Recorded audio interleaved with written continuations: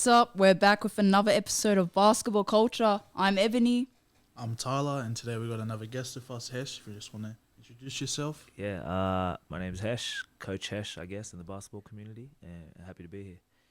It's great. Happy It's to have great. you. Glad to have you. Before we get into it, we want to talk about some recent basketball events that's been happening. You know, everyone knows Miami. That's my team. We've been going great recently. We've been going great. I ain't gonna lie. Jimmy's back finally. You know, I was a bit worried.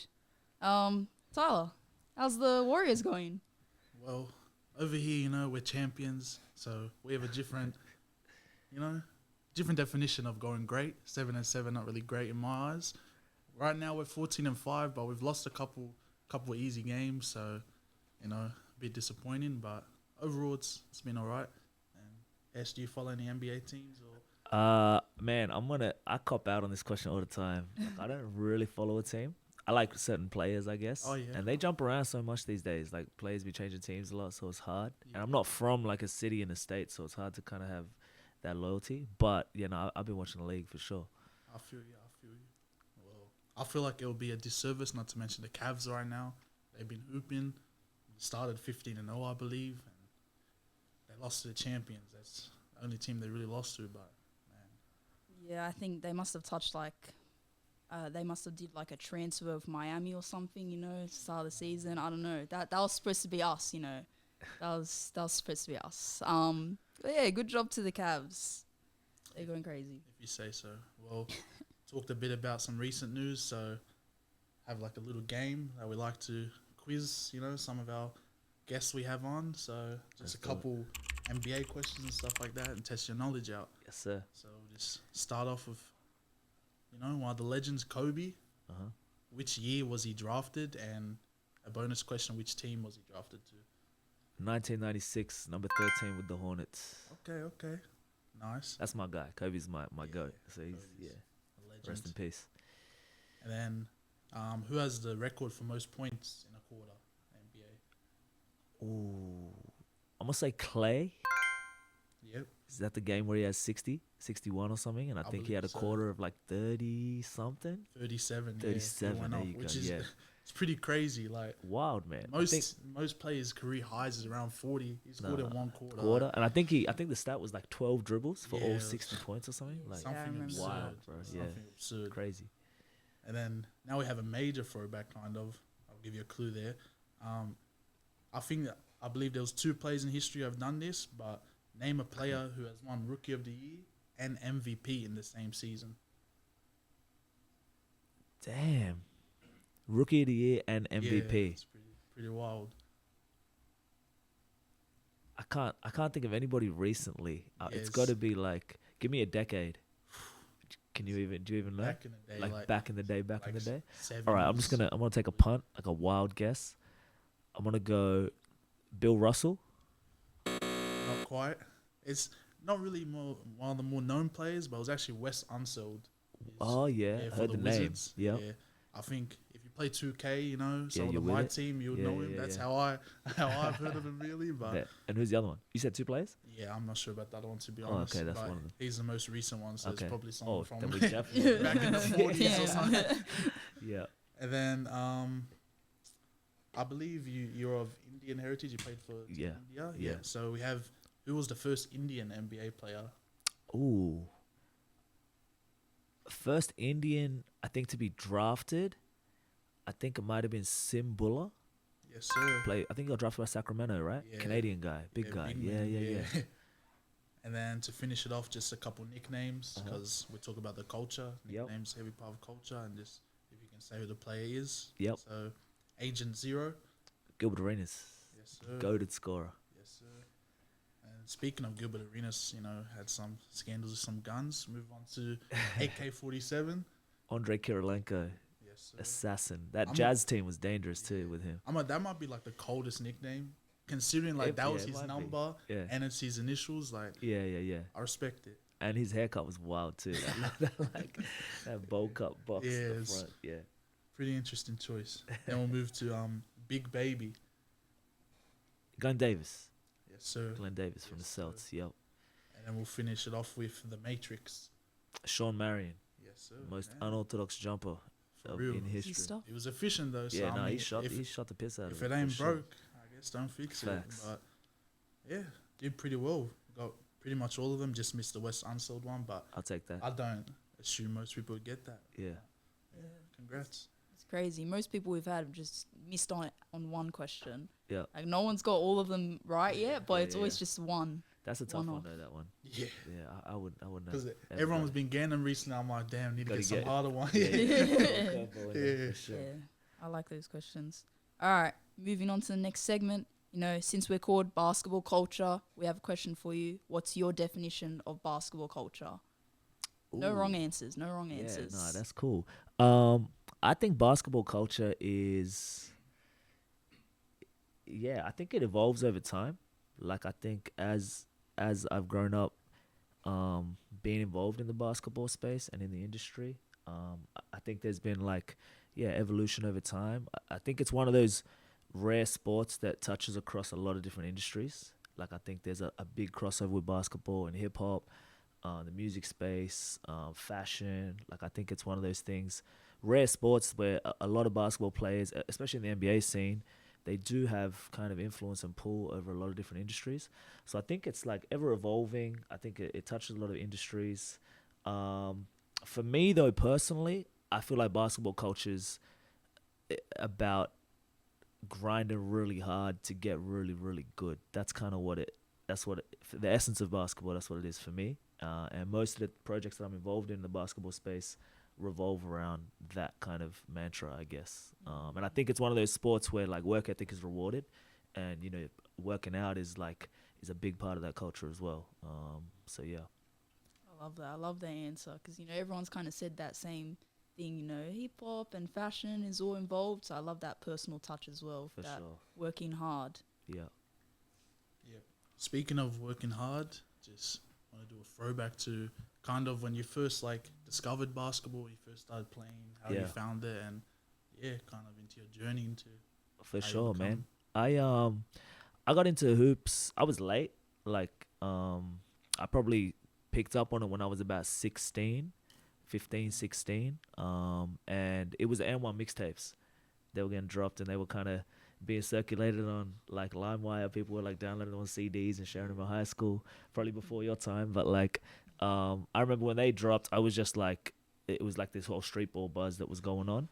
So that was my introduction to basketball. That's how I got behind it. And then from there, it just grew into like following the NBA at that point. That would have been around 2001, 2, 3, like my late years of high school. And then from there, I just kind of picked up playing a lot more. Yeah, I never really played as a junior or anything like that. Like my first season of reps was youth league when I was like 19. So I was pretty late to it. But yeah, the N1 mixtapes, that's nostalgia. That's kind of where it all started. It's interesting to hear that because we had a different guest, our brother Ziggy. He also mentioned N1 mixtapes. Yeah, It's for sure. kind of, Well, Ziggy's like my gateway. age demographic, Yeah, so so I we guess, would have yeah. grown up with it. Yeah, for sure. yeah. It's interesting to hear, but you started very late, Yeah, especially considering what you've accomplished and stuff. yeah. I just got addicted, man. Like Yeah. it just consumed me. And then now I've just been fortunate enough to continue to be involved. I respect it. Yeah. How long do you think it like took you to like understand the game from like starting at a late age? Like, how long would you say you like got a handle of everything? And I don't know. Yeah, that's a good question. I think I don't really ever think. I think as a coach, we have a responsibility to never be complacent and think we understand everything. So I'm always liking to stay with the trends and learning new things. Like I'm a bit of a basketball nerd in that sense. Like I like to stay up to date with like different coaching trends, and I watch a lot of basketball from everywhere. But in terms of like being introduced to the sport, like I said, I became addicted. So I used to watch a lot of basketball, play a lot of basketball. And by nature, I'm like an overthinker. Like I analyze and I think, and I spend like a lot of time thinking. So I think one of my strengths was always the fact I was able to process information pretty quickly, and I was always kind of naturally geared towards the coaching space. So I don't think it took me too long to grasp concepts. It was the skill stuff that probably took a little bit longer to get good at, and that does generally take a long time. So And you said you started youth league that's when you first made the reps. How did you, like mentally, how was that? Like, did you feel out of place, or did you just fit in naturally? Yeah, I definitely felt out of place. Actually recently caught up with my youth league coach. Shout out Jason Burke, JB. He was I played for Hornsby Spiders, and he was my first coach that I ever had. And yeah, I've definitely felt out of place. I remember like, cause everything I was playing was just pickup. It was like 2-on-2, 3-on-3, 4-on-4, outdoor. Like I never really like knew much about structure. Yeah. But so I definitely felt out of place. Took a long time to learn like basic concepts, help side defense. I remember just being hammered for it. Like didn't understand anything. Like how to cover a ball screen. Like all these different things that were just like far out. There's like layers to this, you know. So definitely felt that. But yeah, I've just been ever since then. I've just been wanting to get better and better. And yeah, now I'm kind of here. So That's great. I love that. I kind of feel that as well. Like I didn't really play reps when I was younger.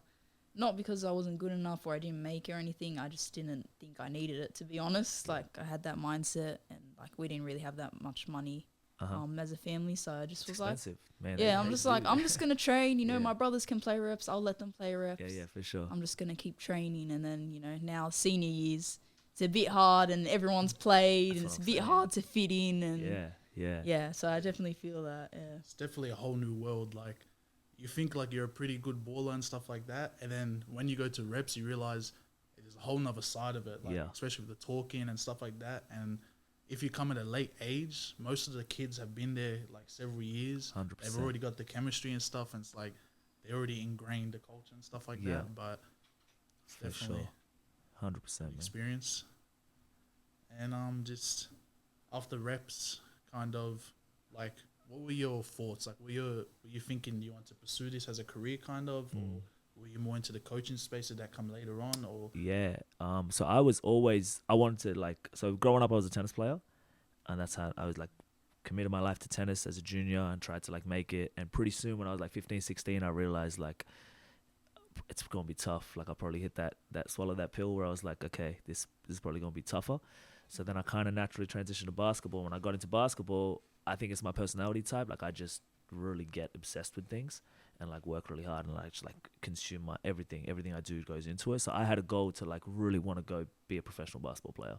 So that was it through like my early 20s, balancing that with like, you know, the cultural impact being Indian. Like obviously my parents are big on like education and that type of stuff. So I was balancing going to uni, but my heart was telling me like, I don't want to be working a regular day job. Like I want to pursue hoops. So I kind of just put all my eggs in that basket. And fortunately, like I just kind of grinded my way to getting some opportunities to play overseas.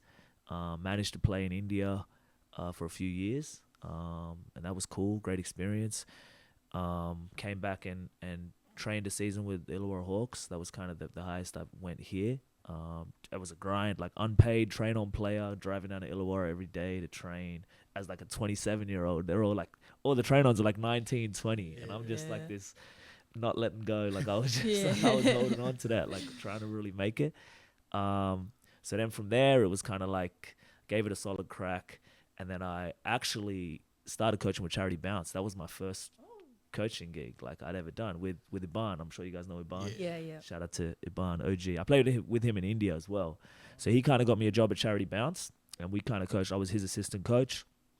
And that I love that. Like that was just, I was like, oh, this coaching stuff is cool. And then from there, it just I picked up a job at my old high school. So just kind of like the dominoes started to fall, and then I slowly started letting go of playing. And it's hard to kind of let go when you've committed like a lot of hours into something. But you just got to be real at some point in time, be realistic and understand like, you know, life takes over. You got to pay the bills. You got to start thinking about things. So then I just got into coaching, team coaching from that standpoint, started doing the high school circuit. And then I fell into the player development space, which is kind of where I'm kind of at the moment. It's interesting to hear that, how like you met Aban and stuff like that, and how he got you the job, because it's kind of an underrated side of like the basketball world. It's like connections are really they're pivotal. Like without connections, it's already difficult, but like it makes it that extra bit harder to even go anywhere. But 100%, I feel like that's every industry to a degree. To try and get to the top of anything, there is a lot of who you know. But it's also it's a slippery slope, because you start thinking like that, then it's easy to kind of make excuses as well. Because there's a lot you can't control to put yourselves in certain spots, and that's why I try and tell young people all the time, like, a lot of people are like, oh, I didn't make that team because his dad was the coach, and I'm like, fair enough. There's probably some truth in that, but if you busted us at the trials, like you probably would have made it. You know what I mean? So, but yeah, no, connections are very important for sure. Yeah, I definitely think you got to put the two together. Once you get to that place, make sure you're making connections, but also make sure you're working hard on the side, actually working on your skills and your game and stuff like that. Don't just rely on like connections or who you know and like all that stuff. 100%. You feel that.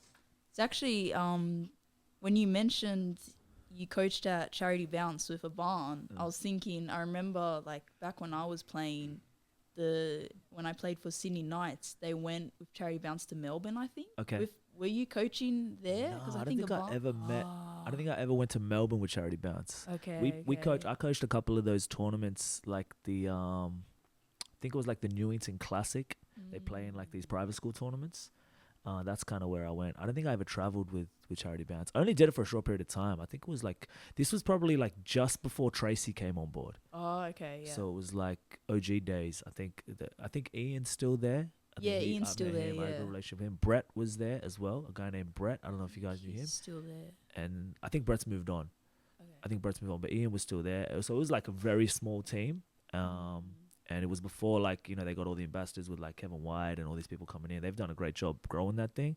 But it was, like, OG days where it was, like, they were just starting out. And it was, like, a good little break. It was cool for me to get my first coaching gig at a place like that. Because they have a great, like, mission behind what they do as well, Yeah, that's crazy. That might be a sign for me. I don't know. Because right now I'm with Charity Bounce. So I'm coaching them. I'm still trying to make just went back to playing basketball, so still trying to make that right now. So we'll 100%. See. Maybe one day I'll be sitting in your spot. Who knows?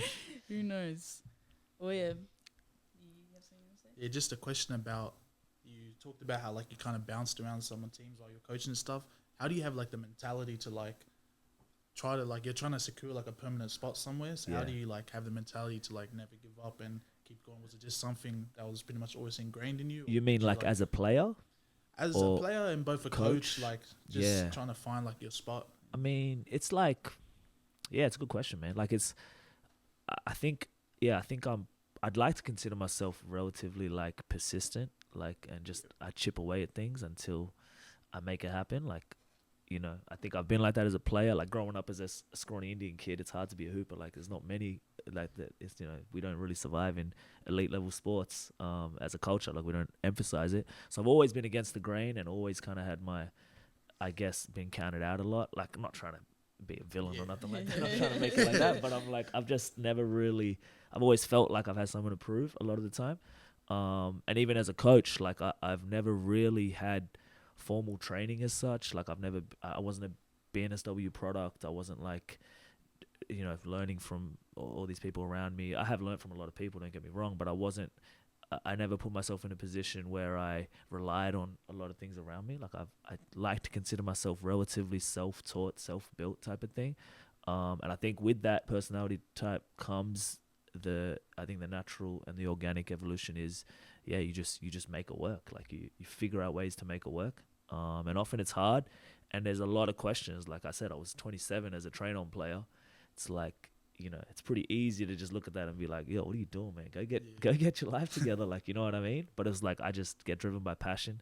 I've always had like a love for the game. And that's kind of just probably propelled me to be able to do certain things and continue to persist with everything I was doing. So you hear a lot of not a lot, but like you hear some stories about that as well. Like some sort of the older players and stuff like that, like they're still playing and then they finally get the opportunity and hits, and it's like, it's inspiring to see. It's like, damn, like for sure, if you really stick with it, it is possible. So and it's not. I don't think I ever. So cool. Yeah, I don't think it ever. What would you say? I tripped out for a second. I can't remember. Just how like to never give up and like how like. I've seen some NBA players recently, how they made their debut and stuff in the later years. Like, it's cool to see someone more local. Like, yeah.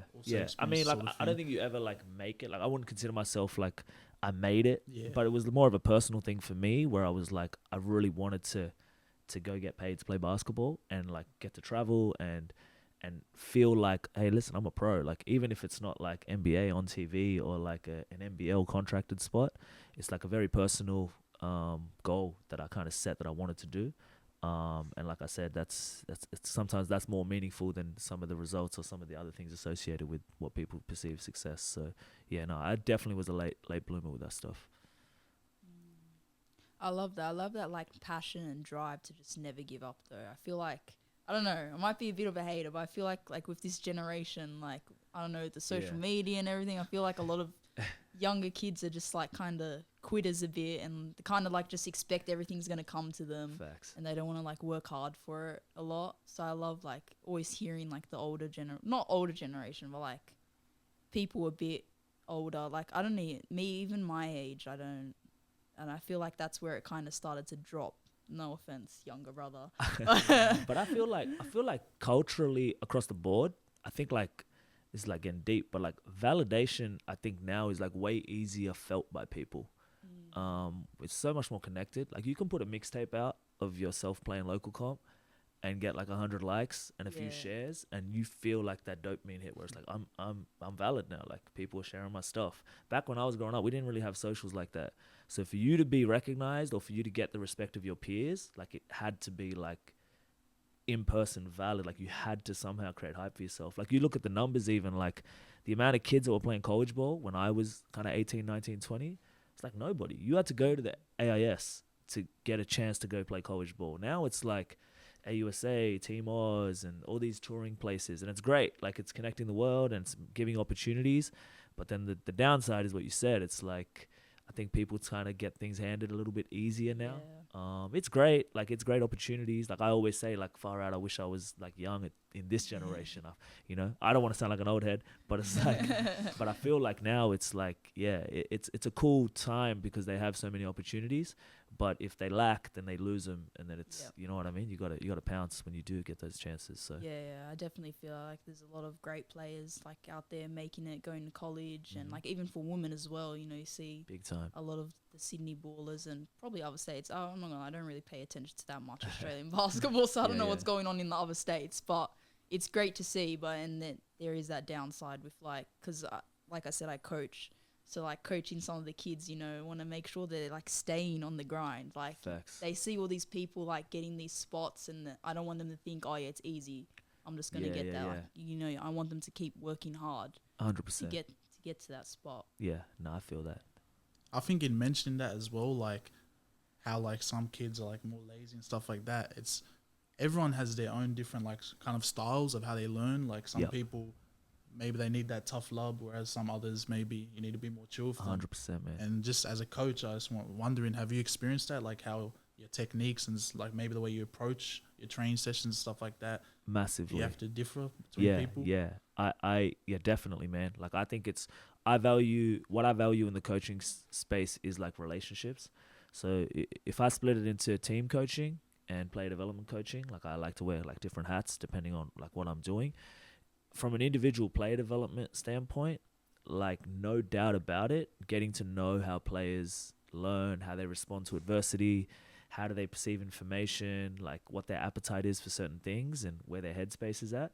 It's like the driving factor to, and a very, very important thing to understand.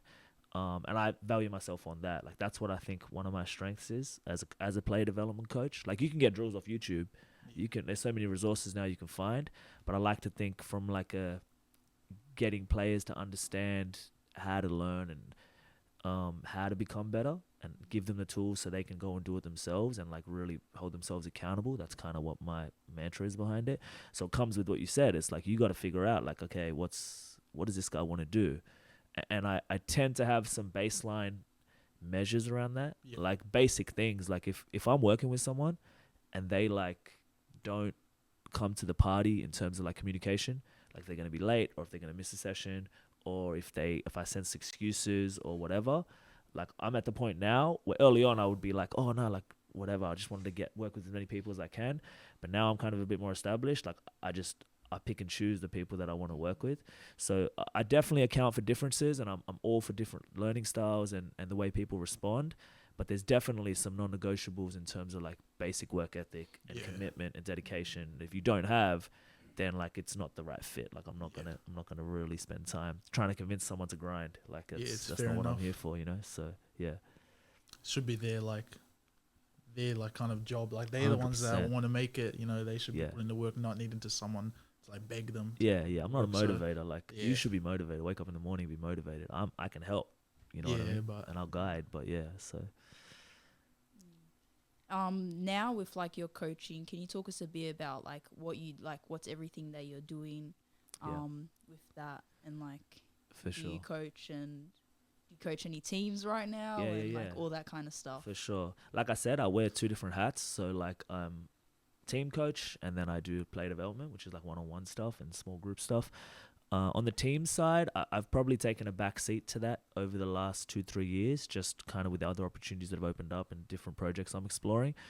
But after Charity Bounce, I got a job at the private school. I'm still currently there, Sydney Grammar School. So I'm coaching there. That gives me my fix of the team stuff. I love the high school age stuff because like I feel like they're impressionable, and they want to listen, and I don't know, there's camaraderie there. It's cool. It's a cool environment. And to be fair, the private school system is very well resourced. So they like we have a strength coach, we have like physios, we have film room, like we have like almost like I'm not going to say professional level, but it's like gearing towards that. The talent's just not obviously like that, but it's cool. Like, you know, that's what these families pay for the resources and the infrastructure to be able to support it. So I've enjoyed that part of it. So I'm still there at Sydney Grammar. Over the last few years, I've ventured on the team side as well into the reps side of things. So I did youth league at Hornsby a few years ago. Then from that season, Hornsby's first NBL 1 team I coached, the men's team. That season was probably the one that took it out of me as a team coach. I think that was the one that I look back at and I'm like, all right, this might have to call wraps here. Really? I don't think I'll step back into like men coaching. It's just like a lot of ego management. A lot of time goes into like. I was gonna ask about that. Yeah, and I'm in this weird spot where I'm like, because I'm entrenched in the community, I have a lot of relationships with a lot of players, so it was kind of putting stress on some of that personal relationship side of things. I mean, they're all. I try and separate. Like I don't hold any grudges to anybody. Like I like to just make sure that by nature I'm not gonna say people pleaser, but I don't like to upset people. And as a coach, sometimes you gotta not care. You gotta just be able to like stand by your decision. And I noticed during that season, I was folding a little bit. I wasn't really like sure of certain things. I was unsure, and we didn't have a very successful season. Like we had the talent. Like I'll take a lot of the responsibility. I think I mismanaged a few of the things that went on. But it was a really eye-opening point for me to step away from probably team coaching at that level. So now I get my fix of that with the Sydney Grammar stuff, and then like my majority of my time goes to the player development stuff. So I've worked with kind of everything from up-and-coming rep players to national team reps to D1 college guys to pros. So I get like a steady diet of a mix of different clients throughout the course of the year. So. I love that. Just going back on the Hornsby, I remember you said that the first team you made was Hornsby. Getting that coaching job, did you feel like it was cool? How did you feel? Yeah, So the guy, the coach that I mentioned, Jason Burke, JB, he was actually on the board of Hornsby at the time, and I think there was like 3 or 4 of us applying for that job, and not coincidentally, I think the fact that I was a Hornsby alumni and I played there and he was my coach and he was on the board, I think he like fought really hard for me to try and give me a chance to take that job. So it was kind of like a full circle moment. And I feel pretty proud. Like even though we didn't have a successful winning season, I think I'd like to think I had an impact in the community at Hornsby for that year. And last year, which was their second year, one of my really close mentor of mine, his name is Tim Hudson, he took over the coaching job. And he was like picking my brain a lot, how I did certain things, and he kind of ran with it. And he's been in the basketball space like double the amount of time I had, and I rely on him a lot even to this day for certain things. But he's now coaching them, and just watching him kind of take it to another level to what I did, like it's pretty cool to see. And like I said, like you said, it's the club I started with, so yeah, it's kind of cool for sure. Yeah, we love that. And then with the men's team as well, I was gonna ask you about egos and like friendship barriers and like how do you handle all that? Because I know, I mean, I don't know how girls are. I think it's a bit different to men, but it's still there with like egos is a big thing. Massive. I think massive. How do you deal with that? Like, or are you still trying to figure it out, really? Like, I think you got to, to your point about figuring out who players are. Like, I think coaching is a lot more than just like X's and O's, drawing up a set, being able to score and clock and make a decision. That's a big part of it. Don't get me wrong, but like at that level, when there's all these expectations, most of the people that are playing NBL 1 probably have aspirations to want to go to the next level and make the NBL or go overseas and play pro. So everyone has this individual focus behind what they want out of the season. I've always maintained, I think basketball is an individual sport disguised as a team sport. Like, I think it's the culture behind it and how the NBA do it, and everyone checks their numbers, and I had this many points, you had this many points, like I'm better than you. It's like, it's so different to other team sports in that regard. So I think dissecting egos and figuring out what people's intentions are, I think is huge. I think you have to address people's awareness. I think the majority of basketball players I deal with, and this is no shot, I don't think they're very aware of like their skill set, their surroundings, their avenue and pathways to get to the next level. 5 men always want to step out and be wings, and wings always want to be point guards, and it's so, yeah, you got to figure it out with the makeup that you have, and it takes a lot of time. So like, you might look at a season and be like, I'm training Tuesday nights, Thursday nights, games on weekends, and you might allocate 10 hours a week to it, but after Monday you have a loss. It's like your point guard calls you and he's like, oh man, like this is what I'm feeling. Your 11th man calls you and be like, oh, I felt like I trained really well. Like, is there a chance I'm going to play some more minutes?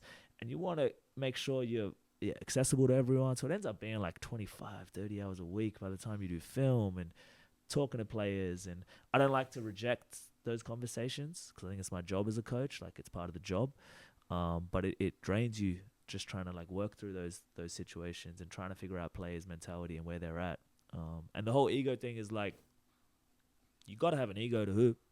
You got to think you're never going to fault. You're never going to look at someone and be like, oh, he's better than me. Like, obviously you got to be confident, but where's the line? Like, where do you draw it? Like, between confidence and like irrational belief that you are someone that you're not, and putting that puzzle together as a coach is like, it's tough. So yeah. No, it's definitely a challenge, and I learned a lot from it. Yeah. Kind of moving more into the play development side, is there like because I know you touched on it before, how you trained different levels of players and stuff like that. Is there a certain like demographic you like? Do you prefer training kind of the more professional players trying to make it, or like the beginners? Like, what's your real preference? Or is it just whoever's ready to learn? I think I like variety. But I would say my enjoyment comes from the upper echelon, like the people that are like really like obsessed, because then like I get obsessed, and it's like this synergy that gets developed where like we grind and like we're in it together. So it's like, it's cool.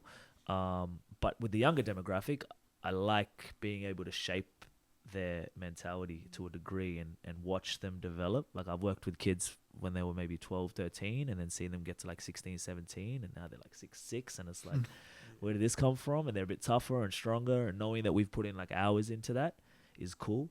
So I think every kind of client and demographic provides like a slightly different, it scratches a different itch. But for me, like preference, I would say like, the upper echelon, the pros, the people that want to get to like commit their lives to being hoopers. That's probably like my preferred clientele, I'd say. I feel that. Yeah, definitely. As I coach as well, like those ones that are really dedicated, they're the easiest to coach because they want to listen, they want to improve. Yeah. Whereas, like I coach a bit younger sometimes, and like their heads are just everywhere. They're just running around. It's like hard to get them to focus sometimes. 100%. But those ones that are dedicated and like want to grind, it's definitely rewarding. Big and to time. see them make it as well. Like, that must, like, how does that feel to see like players that you've coached like reach these new steps and in their journey? It's definitely cool. Like, that's like the reason I like individual players. Like, when I see them be proud of their success and where they've gotten to, like, I automatically I share that pride with them. Like, I'm just on the journey. So, and yeah, it's cool. Like, I look back, I snapshot all the time, like just when I started working with certain players, and 5-6 years later where they're at and the things they've achieved, and like credit to them for like showing up every day and like doing the work. and knowing that like we built that together, and we went through some shitty periods in between where they maybe didn't make teams or got injured at certain points, and they had to find motivation to continue to commit to things. No, it's definitely cool, and it's probably like the number one reason I would say that I continue to want to be involved in player development. Yeah, I love that. Yeah.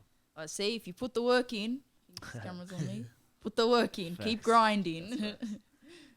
Oh yeah. Do you have anything? Yeah, we've talked kind of a bit about like the pros and stuff like that, and you kind of mentioned the end one, the street ball earlier. Yeah. So I'm pretty sure you're involved and kind of host some of these park takeovers. So kind of want to talk about some of those, like how did that really come about, the idea of it, and seeing how it's become now.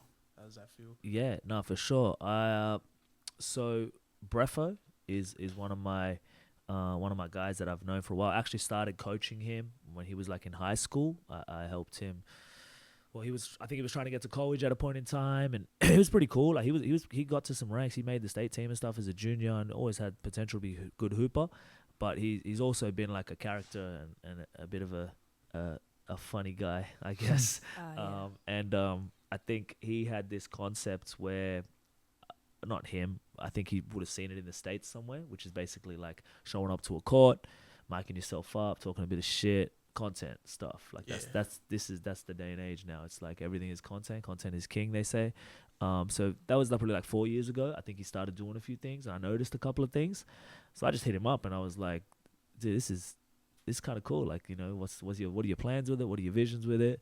And he kind of just like, yeah, maybe. Like, he was just a young kid doing whatever, you know. He's like, I don't know, like whatever. He's still like that to this day, to be fair. But like, he had this vision behind it. Like, he has like this infectious energy, and he's like really good at like engaging communities, and like, I don't know, his personality type is driven towards being that type of basketball influencer type of person.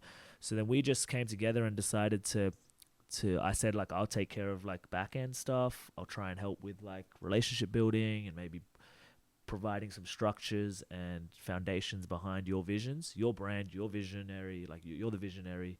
You take control of like where it goes. But like, I'll help you on the back end and just try and build some things, build some relationships, get some sponsors, and figure out the business side of things together. So that's kind of how it all started. And you know, even to this day, we're not really, we don't have too many. We're starting to get a little bit more solidified, but it's still like a bit of a mixed bag as to what it is and what we're doing. Got some ideas. I'm not going to say too much, but 2025 is going to be a big year for us. We got some cool things coming, but we're still figuring it out, to be fair, like exactly what it is. We know it has impact. We know we can build a community. We know that street ball is alive and well, and we know what the feeling we want to create, but it's like, how do you get there? We're just like piecing that together slowly. So yeah, we'll see how we go. Kind of in that excitement stage right before, you know, really things start to take off and stuff. 100%. Yeah, the ideas. Definitely. I love that. And I also saw that you were a FIBA certified agent. Is that right? Yeah, that's right. How did that happen? How did you get that? Yeah, I guess, I don't know, like it just ties into the point you made earlier. Like, when you see progress with a player and you've built a relationship over 5 or 7 years, it started with a couple of my guys right now, 2 guys in particular, one named Will Johnson, who's playing at LMU in LA, and another guy named Hunter Madden. He was a junior, New South Wales junior, played for Australia. He's playing D1 ball too. So I used to work with them a lot on court. And then for myself, I thought, like, you know, I'm probably like, remind you a little bit of Zig, your older brother, like just projects left, right, and center. Yeah. Like anything that's possible to make happen, he's like, I'm going to make it happen. I'm going to do it. That's probably why we get along. But I basically had this thought like 2 years ago, 3 years ago now, that I was like, well, you know, that agent space is interesting. Like, let me do a bit of research, just look into it a little bit. Like, you know, I seen the movie Jerry Maguire. Like, you hear about agents, and you intrigued. So I was just intrigued initially, and then I thought, well, I got some guys that hopefully are going to be future pros, potentially, and it is definitely an avenue that I want to explore. So then I just checked with them, with Will and Hunter, and I was like, hey, if I stepped into this space, would you sign with me? Like, would you let me be your agent? And they were just like, you know, they hadn't had any conversation with anybody before. They were like, yeah, of course, like we trust you, and you know, I know Will's parents and stuff, and you know, I thought I'll give this a crack. So that started with that, and then I just kind of got the certification done because one of my other players named Hayden Blankley, shout out to Hayden, he's playing in Hong Kong at the moment. I've been working with him on the court as well. He was at a Division II school called West Texas, and he got this opportunity to go play in Hong Kong with Brian Gorgon. Actually, he was the coach, and he recruited him because he's half Chinese, and he was about to go to his last year of college, and he had this decision to make. Like, and I was talking to him after college. I'll represent you. I'll help you. He was on board too, and then he said, "Bro, I'm about to go pro now. Like, I think I'm going to take this gig." So I was like, all right, shit. I flew to Singapore like within 24 hours. I did like the FIBA test you have to do, got the certification because I wanted to make sure it's all above board and I'm certified. And I did that, and then that was kind of like my first client. Hayden was my first client officially as a pro. And then from there, I've just been kind of growing the agency side of things. I still marry the player development with the agency side. Like I'm trying to create like my own little blueprint. I know a lot of people stick in one realm. I think, you know, if you're good enough and you work hard enough, you can probably make things work. So I'm in the process of just doing that now, grinding at it. I've grown the agency a little bit now. Like, so the college, with the whole change in the college scene, I'm not sure how much you guys have been following, but college players can now have NIL agents, which, you know, look after their endorsements and marketing. So, I'm attacking that field a little bit. And then I got a handful of like fringe NBL guys playing in Asia. Got a few of those guys as well. So just trying to look at different projects and different ways I can use my skill set and network to help people, I guess. Coaching is one way. Now the agents space is another way, and marrying them together, it just kind of became an organic process. And yeah, still on that path now. So yeah, I love that. I love like all the multiple projects you've got going on. It does remind me of my brother. Yeah, definitely. I see him and I'm like, because he's anything that happens in the music space in this city, I know if I give Zig a call, he would just tell me like, yeah, that was me. Yeah. Or he'll be there and like he has his hand in it somehow. Yeah. Like, you know, it's cool seeing like the relations between like your mind, Ziggy's mind. We even had Tracy on here. Like you guys all kind of have like that same kind of mindset. Like, oh, why don't I try this? And like if it doesn't work, it doesn't work. But like if it does work, then that's it. Like trying a lot of things. Because personally, like I feel like when I was younger and stuff, I was kind of scared. It's like, oh, if I don't make it, but it's this and that. So I didn't really try that much stuff. So seeing how like you guys and how you've tried and pursued that stuff. For sure. It's cool to see. And yeah, I mean, I think that's what it's about at the end of the day.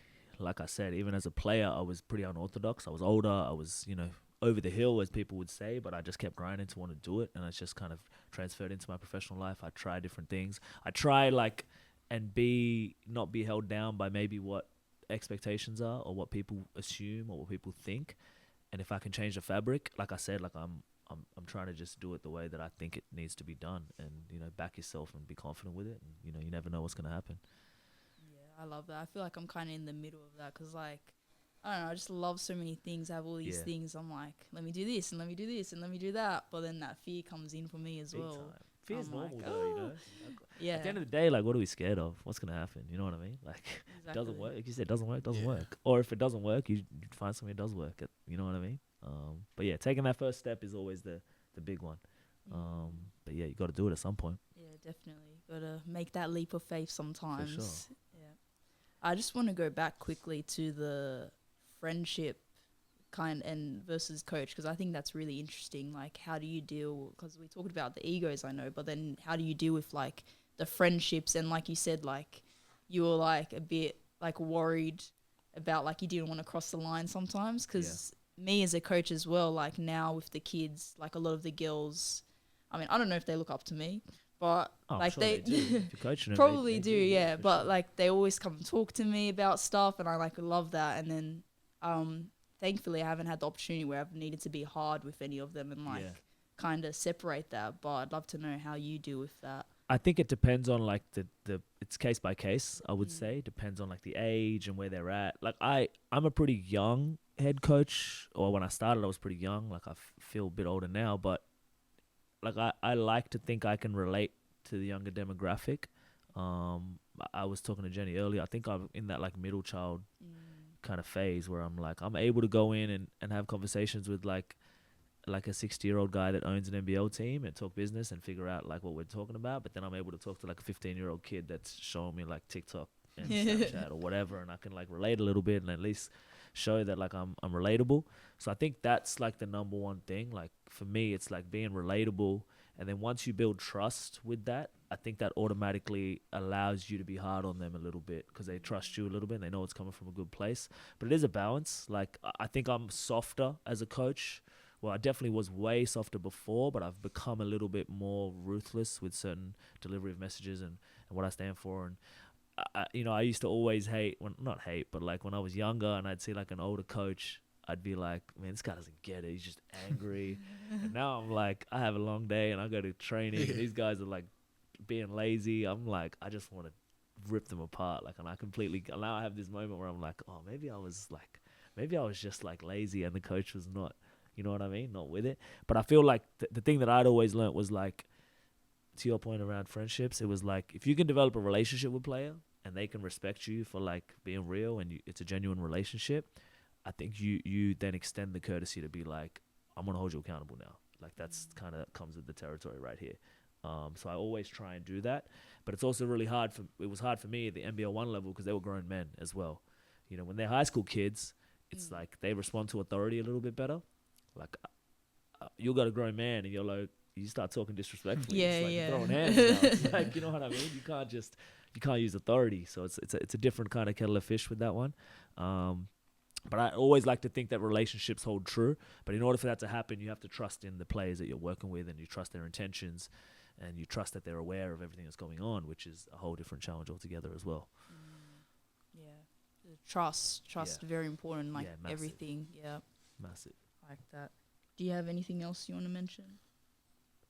Not really relating to that, but just in terms of like the culture, like, because you've said you've trained overseas, you've played overseas and coached some players. Have you noticed any differences between like the culture kind of in other countries compared to over here in Australia? Because I know kind of like only recently basketball is becoming like bigger kind of over here. It was more like no one really paid attention to it. Yeah. And just have you really noticed maybe play style wise and stuff like that? Yeah. The differences between different countries and stuff.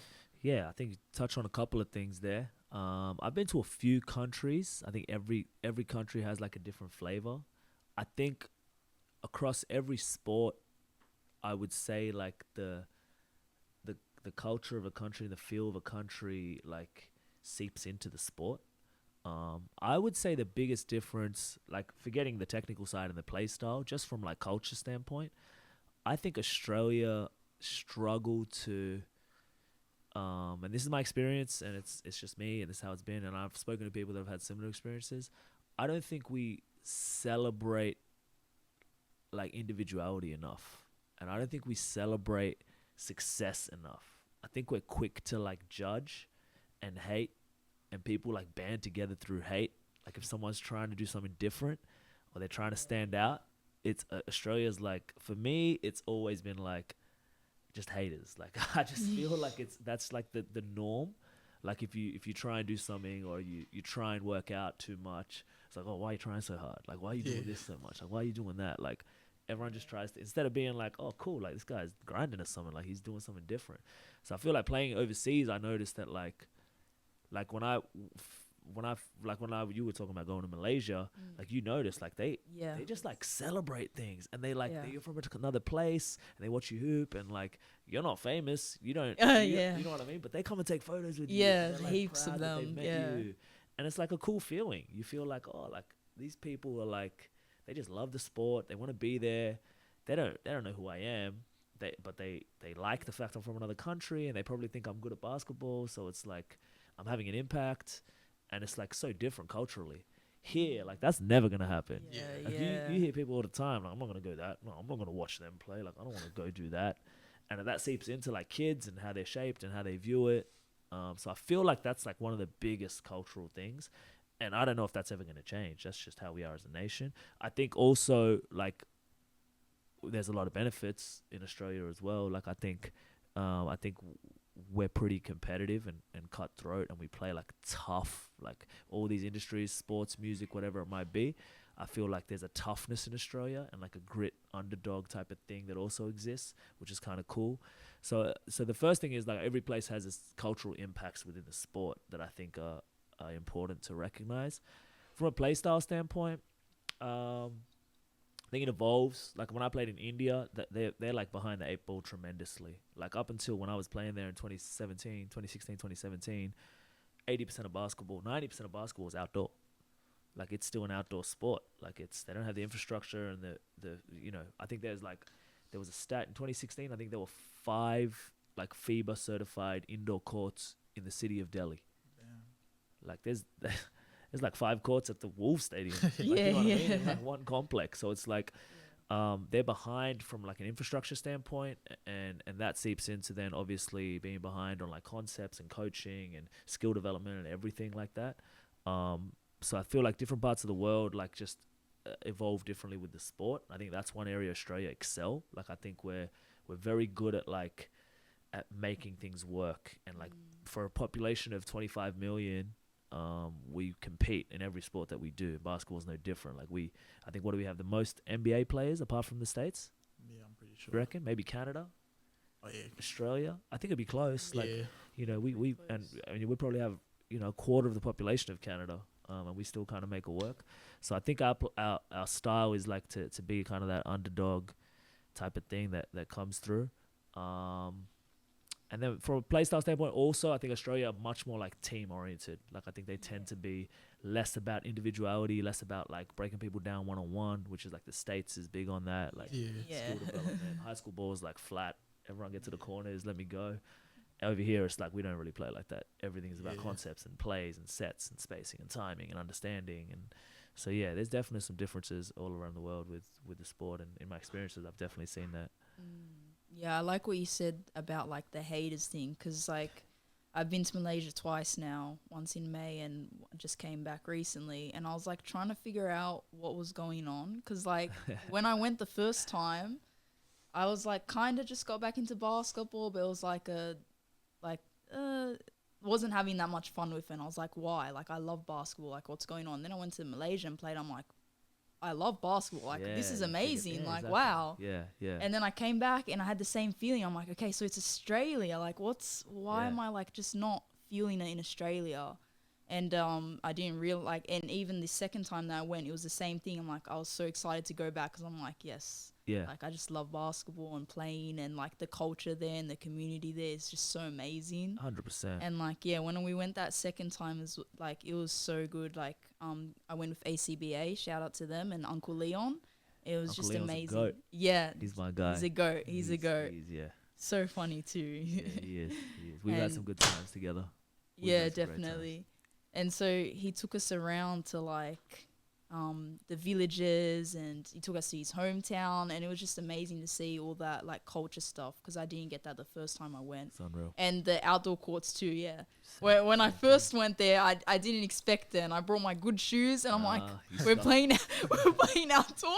Messed up, as your mistake right Yep, there. yep. Had to get new ones, but it's all right. It's all good. I knew that for the second time. Yeah. And and it's now that you've mentioned it, that like haters and like how they celebrate, like when we were there, like all these kids are coming up to us like, oh, I love your hair, like they love the blue hair, and like oh, they want to take photos, like can I get a photo with you, can I follow you on Instagram? I'm like, they want you feel like a celebrity. I'm like, I'm just a normal person, like I'm not even anyone important. So embrace not yet. I feel like Australia, like obviously I'm a proud Australian, like I was born here, like I love the country to death, like I love the basketball, support the basketball, like, but definitely my experiences is like, we don't like to embrace things when they're different, and it's a bit of tall poppy syndrome. Like, don't think you're better than us. We're all the same, and it's like sometimes you gotta let birds fly, man. Like if they're better, they're better. Like let it be, you know. But that's. And I'm definitely like that too. You know, I'm a bit really competitive, and like I said before, I'm a bit of a hater. But I think that's all we've got time for today. Is there anything else quickly you wanted to mention, or just to kind of tap into that? Like, I think it's a sense of comfort. Like, when someone's like doing good, it's kind of like, it's obviously inspiring, but at the same time, it's like, damn, he's doing that, and I'm stuck doing this. I think that's what people are kind of scared of. But I For think sure. now with Australian, like we're seeing more Australians go to NBA, and I think as well with like LaMelo and stuff, how he came to NBL, it's kind of opening some more gates, kind of. So hopefully in the future, you know, we can see that trend kind of keep going to the 100%, positive. man. But Definitely. yeah, probably time to wrap up. If you have anything you want to shout out, or Nah, I appreciate you guys having me, man. Like, this is a dope setup here, and you know, I think the more we can talk about basketball, the better for everyone involved in the space, man. So happy to be here, and appreciate you guys having me, yes, sir, appreciate you for coming through. for sure. Definitely. Thank you so much. And for our viewers at home, make sure you like, subscribe, you know, comment if you have any suggestions on anything. Check out all Hesh's stuff. You sure you don't want to shout out any of your socials or I anything? mean, we could put it in the trap, but yeah, Coach.Hesh, Grind.over.everything is a coaching brand. The Echo Team's the agency. Takeover.aus, well, Park Takeover, soon to be Takeover.aus. We're just rebranding that. And Illuminate Sports is another basketball business of mine, so a lot of different projects. But Beautiful, yeah. beautiful. Make sure you guys go check that out. Follow. All right. And thanks so much for watching us. See you next time.